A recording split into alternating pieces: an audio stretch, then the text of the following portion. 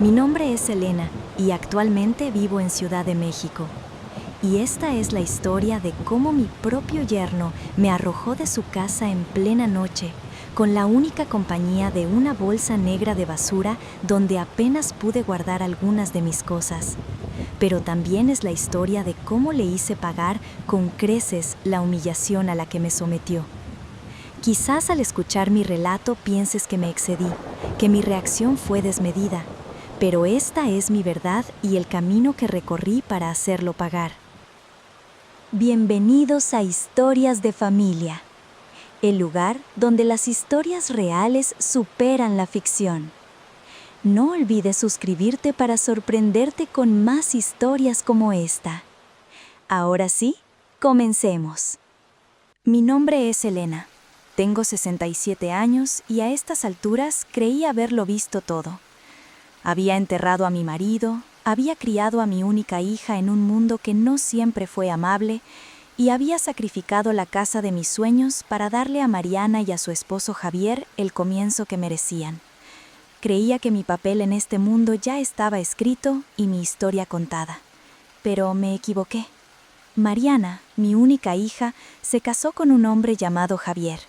Un hombre ambicioso, de sonrisa fácil y mirada calculadora, que había vivido de prestado toda su vida, de un trabajo a otro, acumulando deudas y promesas de negocios exitosos que nunca llegaban. Con el paso de los años, su situación económica se hizo insostenible. Fue entonces cuando mi hija, desesperada, acudió a mí. Me pidió ayuda para que no perdieran la casa y que pudieran continuar dándoles a mis nietos una vida estable, libre de preocupaciones. Mi corazón de madre no pudo resistirse. Vendí la casa que Antonio y yo construimos con tanto esfuerzo, la casa de nuestros sueños, un lugar lleno de recuerdos y de amor. Les di todo el dinero y me mudé a vivir con ellos a la habitación de invitados, una habitación pequeña, fría y sin nada que me recordara a mi antiguo hogar. Todo empezó la noche que Javier, mi yerno, regresó a su casa. La casa que alguna vez fue mi hogar, la primera casa que construí junto a mi esposo y que le dimos a mi hija Mariana y a mi yerno como regalo de bodas, era ahora un reflejo de su ambición, llena de artefactos modernos que él llamaba arte. Javier era un hombre con un ego tan grande como su lista de deudas. Siempre estaba en la búsqueda del siguiente negocio, el que lo haría millonario, el que le permitiría vivir la vida que creía merecer. Y mientras esperaba que esa gran oportunidad llegara, yo me quedé para ayudar. Cuidaba de la casa, cocinaba para ellos, me hacía cargo de la contabilidad familiar y de sus hijos, mis nietos, que me adoraban con un amor inocente y puro, y yo, como toda abuela, les correspondía a ese amor y los consentía en todo. Esa noche, mientras todos dormían y la casa estaba en silencio, me levanté de la cama de invitados para beber un vaso de agua. Al pasar por la sala, escuché a Javier hablando por teléfono en voz baja. Aún así, logré escuchar claramente una frase que me heló la sangre. Javier le dijo a la persona al otro lado del teléfono: «La vieja es una carga, me come el dinero y se queda a vivir aquí como si fuera su casa». En ese momento no sentí rabia, sentí algo más profundo y oscuro, una traición que me atravesó hasta el alma.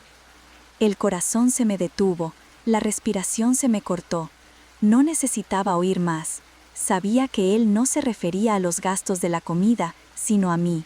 Yo era la carga, un estorbo que se interponía entre él y la vida de lujo que pensaba merecer.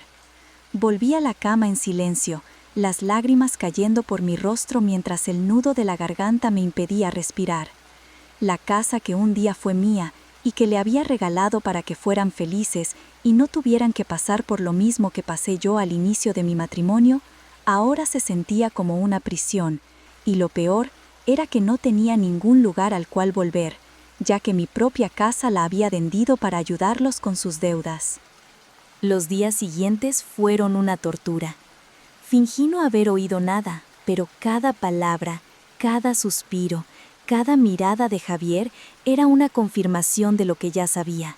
El dolor se hizo insoportable, pero decidí seguir fingiendo que todo estaba bien, aunque me atormentaba el hecho de haber trabajado toda mi vida para asegurar mi futuro y para no convertirme en la carga de nadie, sino para tener una vida tranquila en mi vejez.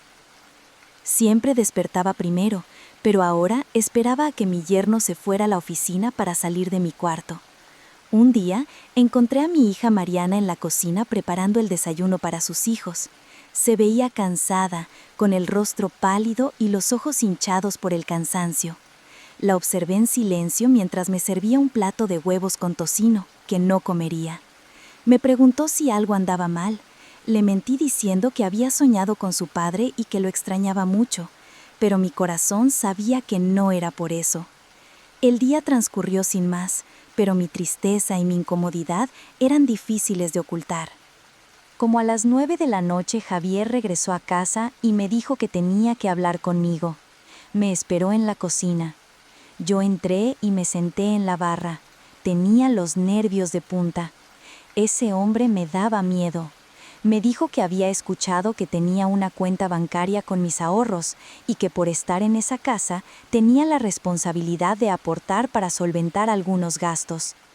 Javier me miraba como si ese dinero le perteneciera. Lo miré a los ojos y me di cuenta de que mi yerno no era un hombre ambicioso, sino un hombre avaricioso y sin escrúpulos. Le mentí.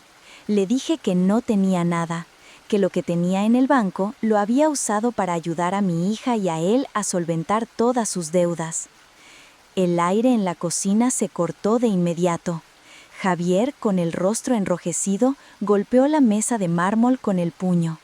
El sonido seco resonó en el silencio, un eco de la tormenta que se desataba dentro de él. Su voz, que hasta ese momento había sido como una irritante calma, se transformó en un grito que me perforó el pecho. «Me cansé. ¿Crees que soy estúpido? ¿Crees que no sé lo que haces?», me gritó, con el rostro contraído, y sacó una carpeta con mis documentos del banco. Una carpeta que estaba en mi habitación, oculta en mi armario. Una carpeta en la que también guardaba los recibos de los préstamos que le hice, las facturas de la casa que pagué para que mi hija no la perdiera y otros recibos que tuve que pagar para que los acreedores no le hicieran nada a mis nietos, ni a mi hija. Mi hija Mariana, que estaba en la sala, entró a la cocina. Vi el pánico en sus ojos, pero se quedó parada, como si una fuerza invisible le impidiera moverse. No dijo una palabra. Ni una sola mirada de apoyo se cruzó entre nosotras. Su silencio era tan doloroso como las palabras de su marido.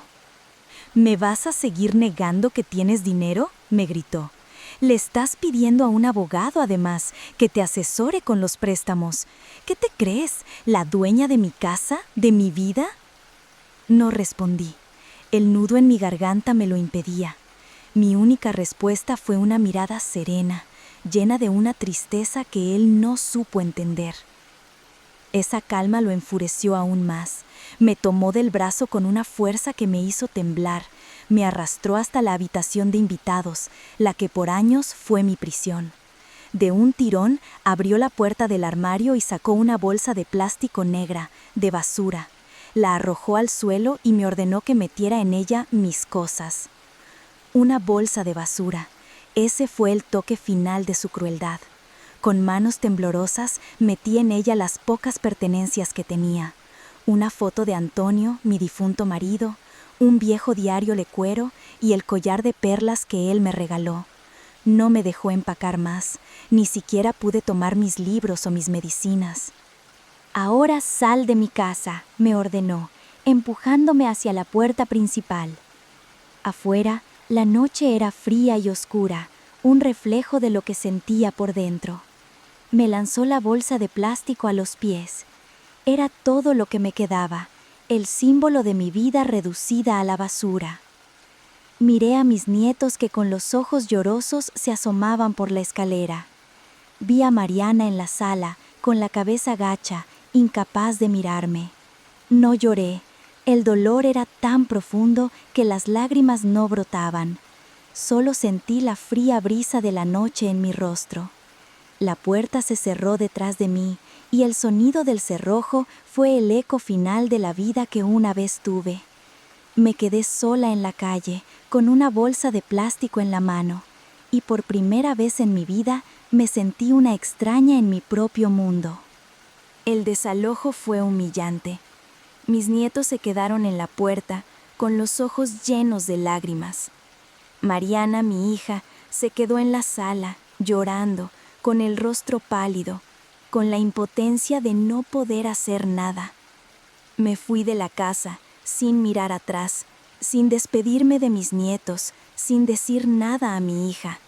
Me sentía sola, un fantasma que se movía por la noche, con la bolsa de plástico en la mano, sin saber a dónde ir.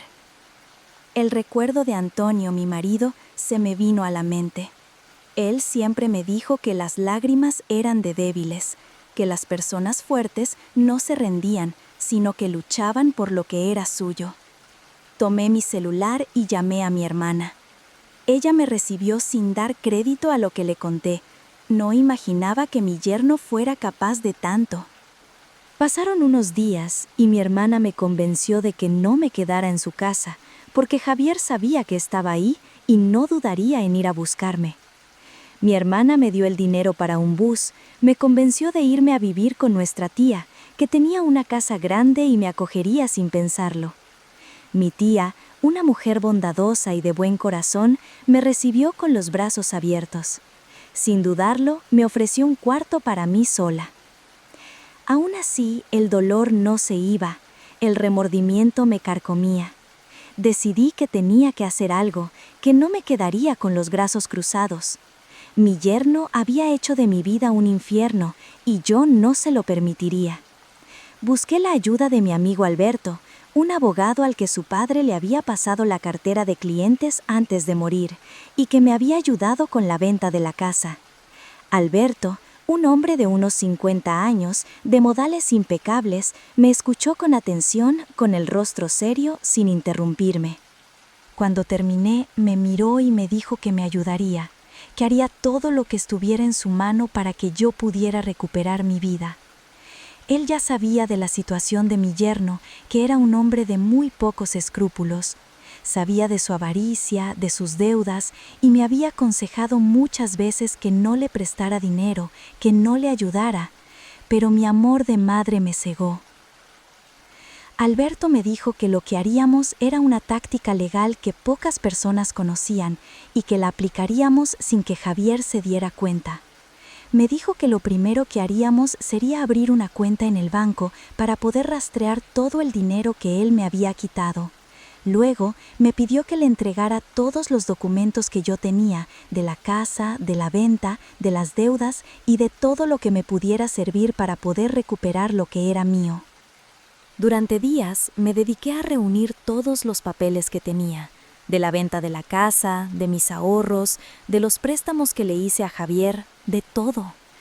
No tardé en ver que mi yerno no había hecho más que despilfarrar todo el dinero que le había dado. El dinero que le había prestado para saldar sus deudas, en realidad lo había usado para invertir en un negocio que, según él, lo haría millonario. Y lo que le había dado para la entrada de su casa, lo había usado para pagar los gastos de una fiesta que había hecho por su cumpleaños. El dolor que sentí fue aún más profundo. Javier no solo me había usado, sino que también había jugado con mi buena fe.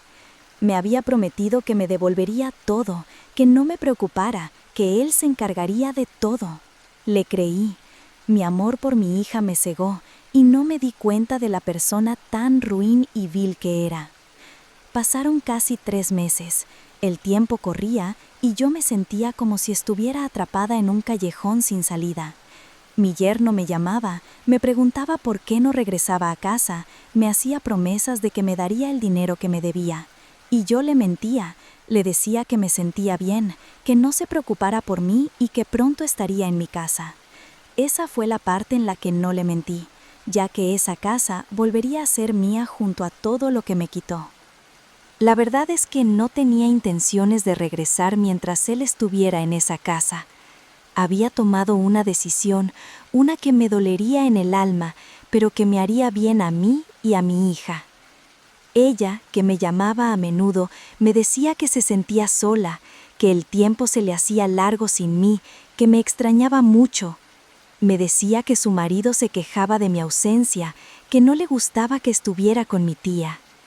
El muy descarado le decía que los niños estaban mucho tiempo solos y que no quería seguir sumando gastos enviando su ropa a la tintorería, que yo podría ayudarlos a ahorrar lavando su ropa, cocinándoles y cuidando a los niños.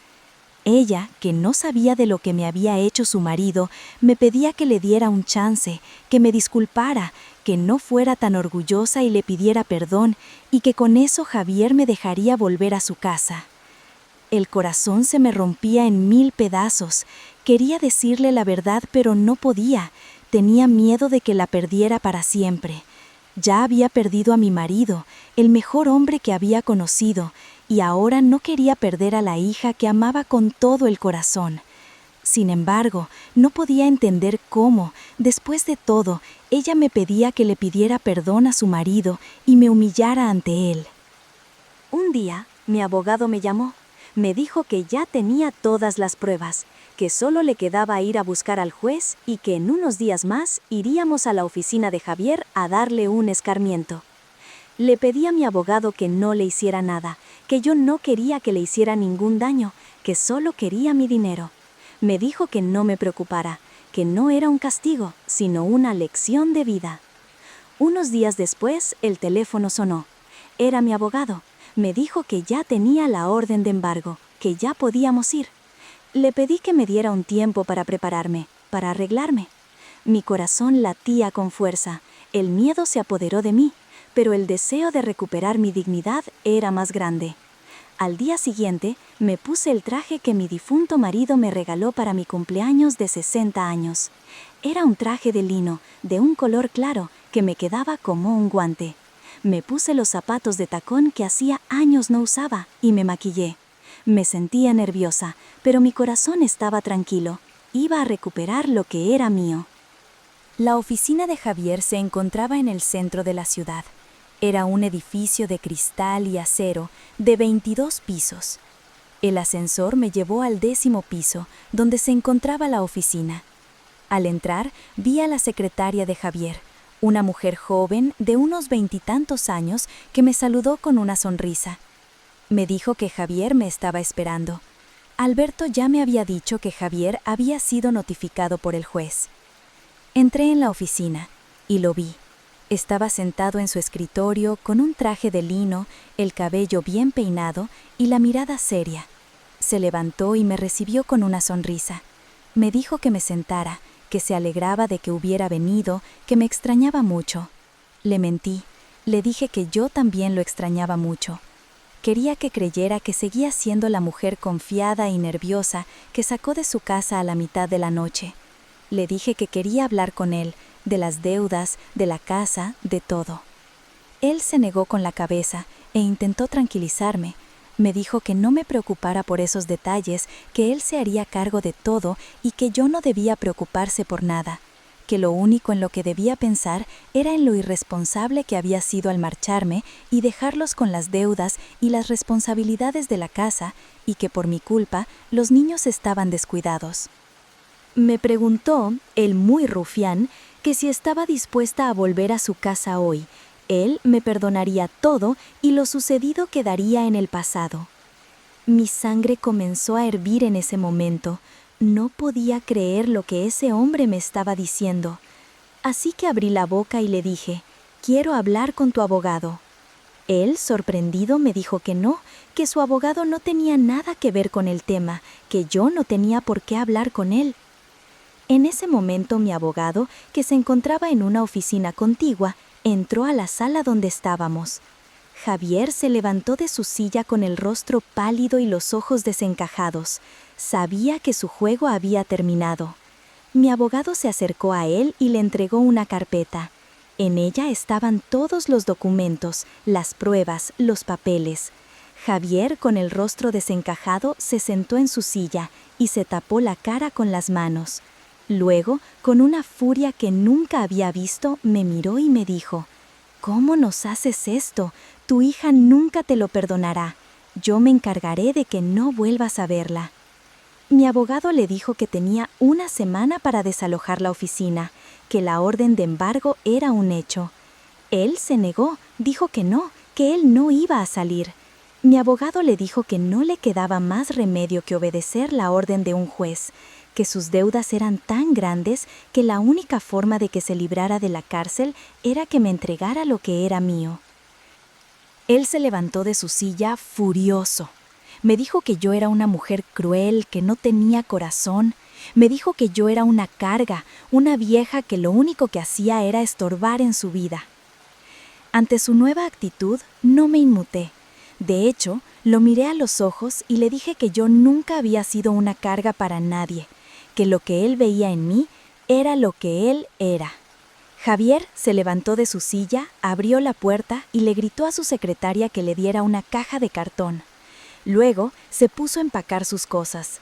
En ese momento, las palabras de mi yerno se me vinieron a la mente. La vieja es una carga, me come el dinero y se queda a vivir aquí como si fuera su casa. Y tras eso, no sentí rabia, lo que sentí por él fue lástima. Javier, con la caja en sus manos, salió de la oficina. Me miró, con el rostro pálido y visiblemente abrumado, y me dijo que se arrepentía, que iba a cambiar y que merecía que le diera una oportunidad. En ese momento le sonreí y lo único que le dije fue que debía agradecer que lo dejaba salir de mi empresa con una caja y no con una bolsa de basura con sus cosas adentro como él lo hizo conmigo. De inmediato, sus ojos se abrieron mostrando sorpresa e incredulidad. Cuando supe que ya sabía a lo que me refería, le dije que se fuera. No quería volver a verlo. Cuando lo vi entrar en el ascensor para irse, las lágrimas se me cayeron por el rostro. Pero no eran lágrimas de dolor, sino de alivio. Me sentía libre, había recuperado mi dignidad, mi vida, había recuperado lo que era mío, y por primera vez en años me sentí en paz. Salí de la oficina y me fui a casa de mi tía. Al día siguiente me fui a mi casa. El camino se me hizo más corto, y al llegar me sentí como si estuviera en un sueño. Había recuperado mi vida, había recuperado mi dignidad, había recuperado lo que era mío, y ahora podía vivir tranquila. Mi hija, que me llamaba a menudo, se enteró de lo que había hecho. Me llamó, me preguntó por qué lo hacía, me preguntó que por qué le había hecho eso a su marido. Le dije que no le había hecho nada, que él se había buscado su propia ruina, que él se había buscado su propia perdición. Ella, que me escuchaba en silencio, se puso a llorar. Me dijo que se sentía sola, que el tiempo se le hacía largo sin mí, que me extrañaba mucho. No pude evitar llorar. Le dije que yo también la extrañaba mucho, pero que no podía volver a mi casa. Le dije que necesitaba un tiempo, que necesitaba sanar. Le pedí que no me guardara rencor, porque yo no le guardaba rencor a ella, y que la amaba con todo mi corazón. Ella, que me escuchaba en silencio, me dijo que me entendía, que entendía mi dolor. Me dijo que me extrañaba mucho, que ella también necesitaba un tiempo para sanar. Nos quedamos en silencio. El llanto de ambas se hizo más fuerte. Ambas nos necesitábamos, pero no nos podíamos tener después de todo lo que había pasado. El alivio que sentí no duró mucho. Al poco tiempo de regresar a la casa, la soledad se apoderó de mí. La casa se sentía enorme y vacía sin la risa de mis nietos, sin las pequeñas peleas de mi hija con su marido, sin la bulla de la vida familiar. Me sentía sola, un fantasma en mi propio hogar. Una tarde, mientras miraba fotos viejas de mi marido y yo, recordé una conversación que tuvimos hace muchos años. Me dijo que, si un día me llegara a faltar, no me quedara sola, que fuera a vivir mi vida, que me uniera a una asociación de ayuda, que viajara, que no me quedara con los brazos cruzados. Pero el miedo era más fuerte que la promesa. Tenía miedo de fracasar, de no poder sola, de que el mundo me comiera. Pero ahora, con el dolor que sentía, me di cuenta de que el miedo era un fantasma que yo misma había creado. Decidí que tenía que hacer un cambio en mi vida. Me comuniqué con mi hermana Sofía, le dije que la extrañaba mucho y que necesitaba de su ayuda.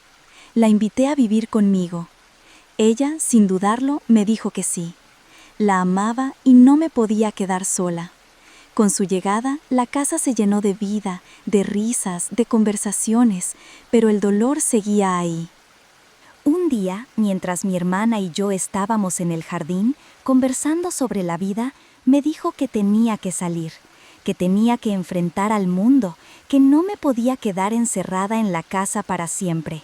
Me dijo que era hora de que yo misma fuera a la asociación de ayuda que mi marido me había recomendado. Acepté. No era fácil, pero lo intentaría. La asociación de ayuda era un lugar de gente mayor, que se dedicaban a ayudarse unos a otros. Al entrar, me sentí como en casa. La gente me sonreía, me daba la bienvenida. Allí conocí a doña Rosa, una mujer de 80 años, de cabello blanco, de sonrisa sincera y de ojos brillantes. Era una mujer de buen corazón, que me acogió como si fuera su hija. Con ella aprendí a pintar, a escribir, a cocinar, a hacer cosas que hacía años no hacía. Aprendí a reír, a bailar, a disfrutar de la vida. Con ella me di cuenta de que mi vida no había terminado, sino que apenas había comenzado. Un día, doña Rosa me dijo que ella y un grupo de amigas estaban organizando un viaje a un pueblo cerca del mar. Me preguntó si quería ir. Le dije que sí. Me sentía nerviosa, pero el deseo de conocer nuevos lugares, de tener nuevas experiencias, era más grande que el miedo. El viaje fue maravilloso. El pueblo era pequeño, de calles empedradas, de casas de colores, de gente amable. El hotel se encontraba cerca del mar. La vista desde la habitación era de ensueño. Nos quedamos una semana. Durante el día, caminábamos por la playa, nos bañábamos en el mar, comíamos mariscos frescos. En las noches, nos sentábamos en la terraza, a conversar, a reír, a contar historias. En ese lugar, me di cuenta de que me había enamorado. No de un hombre, sino de la vida que tenía, de la vida que me esperaba. Un día, mientras estábamos en la playa, mi hermana me llamó. Me dijo que mi hija había llamado a la casa, que quería hablar conmigo. El corazón se me aceleró, el miedo se apoderó de mí. No quería hablar con ella. Tenía miedo de volver a sentir el dolor, de volver a sentir la traición. Le mentí, le dije que no podía hablar, que me sentía enferma. Mi hermana me dijo que mi hija no se sentía bien, que su marido la había dejado, que estaba sola, que no tenía a nadie. Me sentí mal, pero me mantuve firme en mi decisión. Mi hija, que me había olvidado por un hombre, que me había despreciado, que me había humillado, ahora me necesitaba. Me sentí mal, pero no podía regresar. Al día siguiente regresamos a casa. Al entrar, vi una carta en la mesa. La abrí y mi corazón se encogió. Era de mi hija. En ella me pedía perdón. Me decía que se sentía mal por lo que había hecho, por haberme humillado, por haberme despreciado, por haberme olvidado. Me decía que se sentía sola, que su marido la había dejado, que estaba sola, que no tenía a nadie. El llanto se apoderó de mí. Mi hermana, que se encontraba en el jardín, entró y me abrazó. Me dijo que la perdonara, pero yo no podía. Mi corazón estaba roto, el dolor era más grande que el perdón.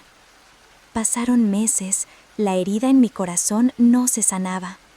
Mi hija me llamaba a menudo, me decía que se sentía sola, que el tiempo se le hacía largo sin mí, que me extrañaba mucho. Me decía que había conseguido un trabajo, que estaba haciendo todo lo posible para salir adelante, pero que no podía sin mí. Un día, mi hermana me dijo que tenía que perdonarla, que la amaba, que me quería ver feliz. Me dijo que el perdón no era un regalo para los demás, sino para mí, que la perdonara para poder ser libre. Mi corazón latía con fuerza, el miedo se apoderó de mí. Tenía miedo de perdonarla y de que ella volviera a lastimarme, pero el deseo de ser feliz, de ser libre, era más grande que el miedo. Decidí perdonarla. La llamé, le dije que la perdonaba. Ella, que me escuchaba en silencio y luego se puso a llorar. Me dijo que me amaba, que me extrañaba mucho, que necesitaba un abrazo. Le dije que yo también la amaba, que la extrañaba mucho, y de corazón logré perdonarla. Al día siguiente nos encontramos, nos abrazamos, lloramos, el dolor se hizo más pequeño y la herida se sanó. Me dijo que su marido la había dejado, que estaba sola, que no tenía a nadie. Le dije que no se preocupara, que yo estaba ahí para ella y para mis nietos. Me mudé con mi hija a una casa más pequeña. Nos hicimos más cercanas que nunca. Aprendimos a convivir, a respetarnos, a amarnos. Juntas salimos adelante. Al final, me di cuenta de que mi vida no había terminado, sino que apenas había comenzado. Había recuperado mi dignidad, mi vida y a mi hija. Había recuperado lo que era mío y por primera vez en años me sentí en paz.